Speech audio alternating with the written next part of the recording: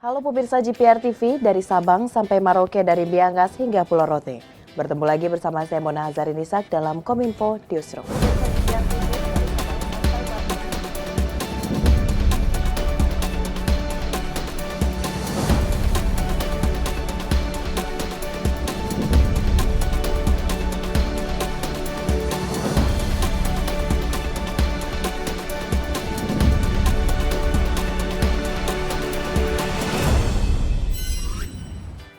Pemirsa, kita ke informasi pertama. Menteri Komunikasi dan Informatika Johnny G. Plate menegaskan, Indonesia tidak tertinggal dengan negara lain dalam pemanfaatan teknologi informasi.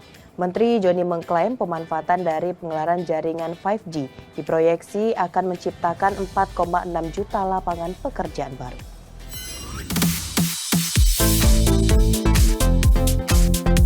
Menteri Komunikasi dan Informatika Johnny G. Plate tengah memproyeksikan teknologi 5G yang berpotensi mampu menciptakan 4,6 juta lapangan pekerjaan baru serta dapat menghasilkan peningkatan ekonomi nasional sampai dengan 784 triliun rupiah pada tahun 2030 mendatang. Hal tersebut diikuti dengan adanya peralihan siaran TV analog ke siaran TV digital, juga pengalokasian frekuensi 700 MHz yang diharapkan mampu memperluas pemanfaatan teknologi 5G di Indonesia.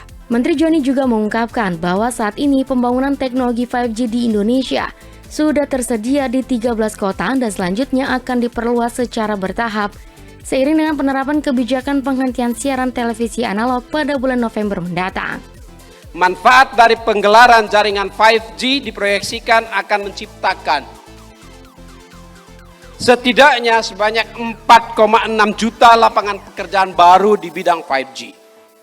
Dan menghasilkan atau memberikan dampak kontribusi ekonomi sekitar 2.874 triliun terhadap perekonomian Indonesia di tahun 2030. Kontribusi ini juga diperkirakan meningkat dan menghasilkan mencapai 5,1 juta penciptaan lapangan pekerjaan baru dan kontribusi terhadap perekonomian 3.549 triliun di tahun 2035. Jadi begitu pentingnya untuk kita melakukan tata kelola spektrum frekuensi dan pengadopsian teknologi-teknologi mutakhir di Indonesia untuk penciptaan lapangan pekerjaan baru dan kontribusi terhadap perekonomian nasional kita.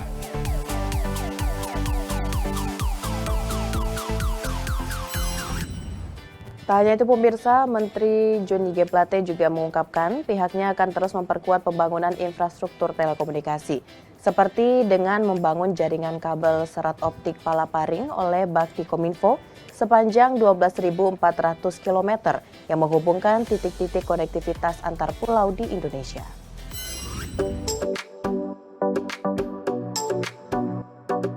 Pembangunan infrastruktur jaringan telekomunikasi merupakan salah satu bentuk pondasi pelaksanaan transformasi digital nasional untuk mengadopsi setiap teknologi modern di masa depan. Menteri Komunikasi dan Informatika Johnny G. Plate mengungkapkan, pihaknya bersama operator telekomunikasi akan terus berupaya melakukan percepatan pembangunan infrastruktur digital di seluruh Indonesia secara merata. Selain itu, Kementerian Kominfo juga terus memperkuat jaringan fiber optik sebagai tulang punggung konektivitas nasional yang saat ini terdapat 459.111 km jaringan fiber optik nasional untuk keperluan layanan broadband telekomunikasi. Di mana jaringan tersebut sudah termasuk jaringan kabel serat optik Palaparing yang dibangun oleh Bakti Kominfo dengan memiliki panjang 12.400 km untuk menghubungkan titik-titik konektivitas antar pulau di Indonesia.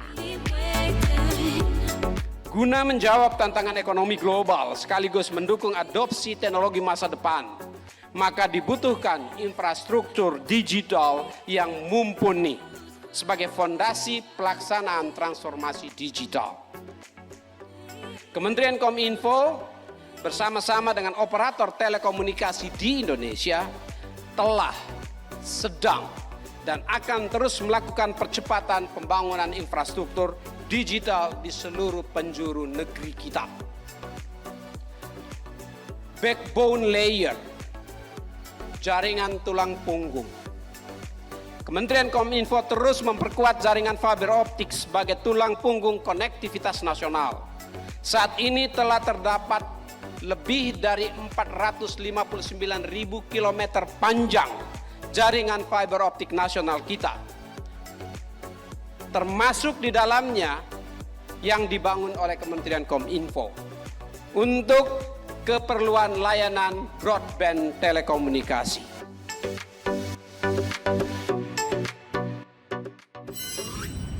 Kita ke informasi lainnya pemirsa, juru bicara pemerintah untuk penanganan COVID-19, Profesor Wiku Adhisa Smito menyampaikan, kebijakan pemberlakuan pembatasan kegiatan masyarakat akan tetap diberlakukan.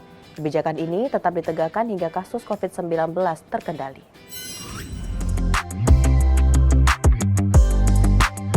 Kebijakan pemberlakuan pembatasan kegiatan masyarakat merupakan salah satu cerminan kesiapsiagaan Indonesia jika sewaktu-waktu mengalami lagi kondisi kedaruratan COVID-19. Karenanya, PPKM masih relevan untuk diberlakukan meskipun kondisi kasus sedang terkendali. Juru bicara pemerintah untuk penanganan COVID-19, Wiku Adhisa Smito menjelaskan, sebagai instrumen pengendalian COVID-19, Presiden Joko Widodo telah menyampaikan bahwa kebijakan PPKM akan terus diberlakukan sampai COVID-19 dapat dikendalikan sepenuhnya. Lebih lanjut, pada prinsipnya PPKM juga bukan hanya untuk mengendalikan kasus saja, namun juga untuk mempertahankan kondisi kasus yang sudah terkendali untuk tetap konsisten, sekaligus bertujuan untuk memastikan keselamatan masyarakat. PPKM bukan hanya untuk mengendalikan, namun juga mempertahankan kondisi kasus yang sudah terkendali untuk tetap konsisten. Sebagai instrumen pengendalian COVID-19, Presiden Joko Widodo juga menyampaikan kebijakan PPKM akan terus diberlakukan sampai COVID-19 dapat dikendalikan sepenuhnya. Hal ini bertujuan memastikan keselamatan untuk kita semua. Pemerintah akan memberikan informasi secara aktual jika nantinya akan ada perubahan implementasi kebijakan.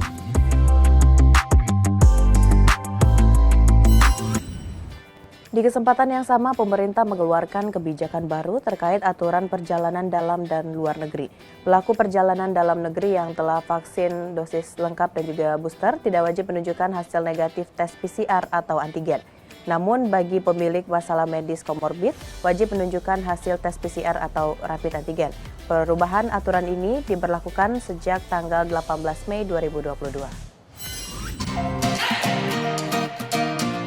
Pemerintah mengeluarkan kebijakan terbaru terkait dengan aturan perjalanan dalam dan luar negeri. Sesuai dengan surat edaran Satgas nomor 18 tahun 2022 tentang ketentuan perjalanan orang dalam negeri pada masa pandemi COVID-19 yang berlaku sejak tanggal 18 Mei 2022. Pelaku perjalanan dalam negeri yang telah mendapatkan vaksinasi dosis kedua dan ketiga atau booster tidak wajib menunjukkan hasil negatif tes PCR atau rapid test antigen.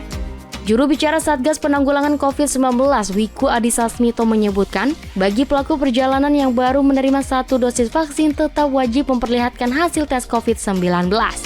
Adapun beberapa pengecualian terkait dengan dokumen untuk melakukan perjalanan.